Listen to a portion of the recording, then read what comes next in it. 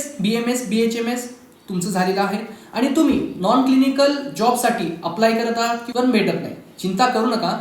मी एक असं non clinical sector सांगतोय ज्याचं नाव आहे मेडिकल कोडिंग, ज्यामध्ये तुमचं काम काय असतं, as a medical coder code form करणं, क्लिनिकल डॉक्युमेंटेशन जनरेट करणं आणि जी काही कोडिंगची प्रोसेस असेल ती फॉलो करणं.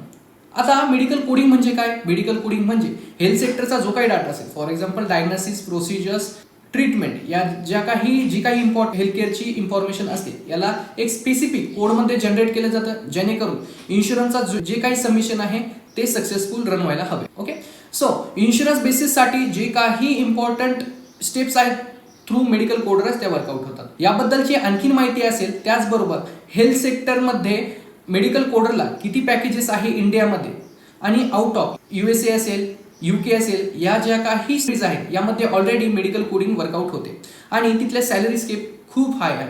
या मेडिकल कोडिंगमध्ये तुम्ही तुमचं कसं करिअर करू शकतात याबद्दलचा संपूर्ण मी जी काही माहिती आहे मी PDF फॉर्मॅटमध्ये माझ्याकडे अवेलेबल आहे. तुम्हाला जर ही मेडिकल कोडिंगची PDF हवी असेल तर अधिक माहितीसाठी माझ्या चॅनलला फॉलो करा. त्याचबरोबर कमेंटमध्ये मेडिकल कोडिंग करा, जेणेकरून मी तुम्हाला ही माहिती डायरेक्टली DM मध्ये शेअर करू शकेल. थँक्यू.